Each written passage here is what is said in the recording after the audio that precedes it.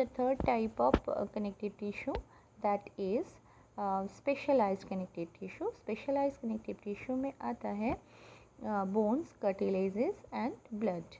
So first we are going to study about the bones, the intercellular material of cartilage. We are first going to consider the cartilage. Cartilage is cartilage में जो intercellular material होता है is solid and pliable. Solid and pliable मतलब ये देखने में solid तो लगता है लेकिन it can be compressed, so it is called solid and pliable and resist compression. जब भी इसको दबाते हैं तो उसे वो टुकड़ा नहीं हो जाता है, टूट नहीं जाता है, उसको वो अपने शेप को डिफॉर्म करके भी बना रहता है, टूटता नहीं है. सेल्स ऑफ दिस टिश्यू, जैसे कि आपके नाक को पकड़ के मरोड़ा जा सकता है क्योंकि ये कार्टिलेज का बना हुआ है. आपके कान को कई बार आपकी मम्मी ने, आपके टीचर ने पकड़ा होगा, so it is because it is made up of cartilage tissue. Cells of this tissue is made up of chondrocytes. Chondrocytes is a specialized tissue are enclosed in small cavities within the matrix secreted by them.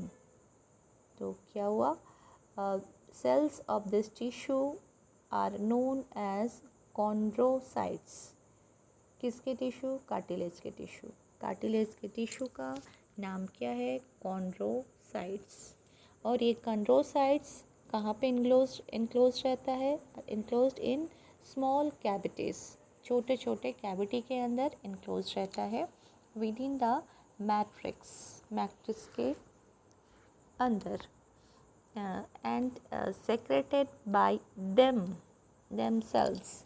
वो chondrocytes ही cells है जो cartilage बनाता है, यानी कि cartilage के cell को कॉन्ड्रोसाइट कहा जाता है. और ये कॉन्ड्रोसाइट्स कहाँ पे प्लेस्ड होता है? इनक्लोज्ड इन स्मॉल कैविटीज़, छोटे छोटे कैविटीज़ के अंदर रहता है. और उसके अंदर जो मैट्रिक्स प्रेजेंट होता है वो कॉन्ड्रोसाइट से सेक्रेट करता है. राइट. फिगर 7.6 में आपको फर्स्ट डायग्राम, ए डायग्राम में कार्टिलेज सेल्स और द कॉन्ड्रोसाइट्स दिख रहा है, जो कि in this you can see the cartilage cells और कॉन्ड्रोसाइट्स. इस कॉन्ड्रोसाइट्स में आपको दिख रहा है छोटे छोटे कैविटीज़ है. ये एक छोटे कैविटी है, इसमें 2 सेल है कॉन्ड्रोसाइट. ये एक छोटे कैविटी है, इसमें 2 सेल है कॉन्ड्रोसाइट. राइट. और इसमें बहुत सारा जो लाइनिंग स्ट्रक्चर दिख रहा है यहाँ पे, वो है collagen fibers. Most of the cartilages in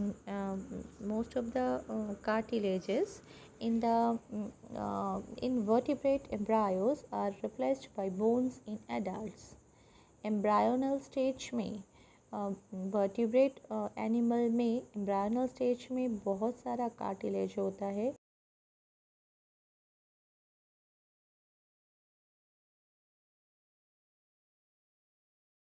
Of nose, outer ear joints, between adjacent bones of the vertebral column, limbs and hands in adults. These are the occurring places of cartilage tissue. कहाँ कहाँ पे मिलता है? नाक के tip में मिलता है, कान में मिलता है, और आउटर ईयर जॉइंट्स में मिलता है, adjacent bones of the vertebral column में मिलता है, लिम्ब में और हैंड में मिलता है एडल्ट ह्यूमन बीइंग का. Right. So now we are going to start with bones. Bones में क्या होता है special? Right. In the bones we are having the hard and non pliable ground substance. इसके जो मैट्रिक्स होते हैं हार्ड होते हैं, नॉन प्लायबल होते हैं, यानी कि इसको कंप्रेस करने से ये टूट जाता है, ये कंप्रेस्ड नहीं होता है. So it will be called as non pliable. It is the ground tissue is made up of non pliable substances and it is made up of calcium salts and collagen fibers which give bone its strength. ये इसमें बहुत सारा calcium salt होता है जिसकी वजह से ये स्ट्रेंदी तो होता है बट ब्रेकेबल होता है, इसलिए हमारी हड्डियाँ कई बार टूटती हैं. तो it is rich in calcium salts and collagen fibres which give bone its strength. और इसकी वजह से ही, कैल्शियम सॉल्ट की वजह से ही हमारे हड्डियों में ताकत होती है.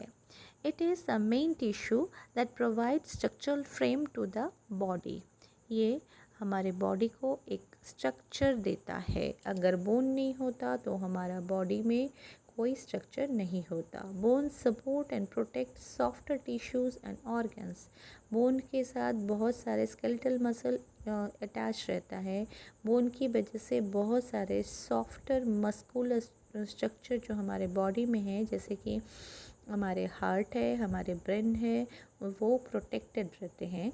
The bone cells is called the osteocytes. Bone cell का नाम है ऑस्टियोसाइट्स. ये osteocytes are present in the spaces called लैक्यूनी.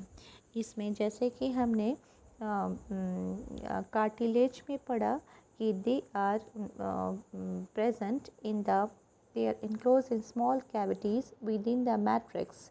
यहाँ पे ये जो कैविटीज़ होता है बोन्स में, इस कैविटी को कहा जाता है lacunae. This cavity in which the bone cells और the osteocytes are present are called the लैक्यूने.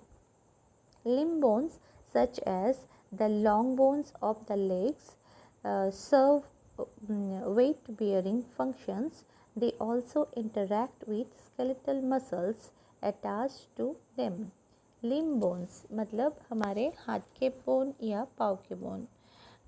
The bones of legs and serve weight bearing functions. ये हम कई बार हमारे हाथ से कुछ भारी सामान उठाते हैं, तो ये this serve weight bearing functions. They also interact with skeletal muscles. यहाँ पे ये जो बोन्स है, इस बोन्स के साथ स्केलेटल मसल अटैच रहते हैं to them to bring about movements. जब तक मसल में कंट्रैक्शन नहीं होगा तब तक बोन मूव नहीं कर सकता है, और बोन मूव नहीं करेगा तो हमारे बॉडी के पार्ट्स मूव नहीं कर सकते हैं. The bone marrow in some bone is the site of production of blood cells. कुछ ब्लड सेल्स जो है बोन मैरो में ब्लड सेल का प्रोडक्शन होता है. And the third type of specialised connective tissue is the blood. This blood is the most important fluid in our body. ये जो blood है, इस ब्लड में बहुत मेन फंक्शन, बहुत बड़ा great function is done by blood. It is a fluid connective tissue. क्योंकि ये कैसा है, ना ही प्लायबल है ना ही नॉन प्लायबल है, बल्कि ये फ्लूइड है. ये लिक्विड कंडीशन में है. And it is containing plasma, red blood cells, white blood cells and platelets. Component of blood are four. They are the plasma, red blood cells, the RBC, white blood cells, WBC, and platelets.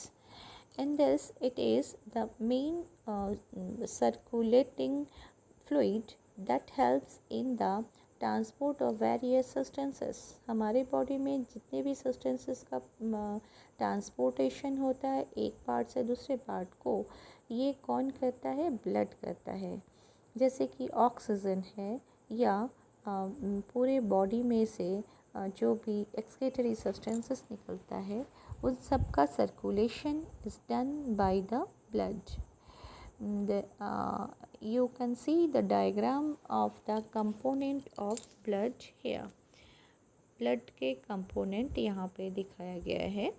First है RBC, जो कि biconcave in nature होता है. दूसरा है platelets, irregular shape का होता है.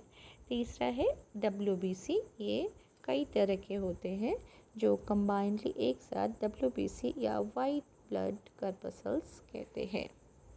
Right.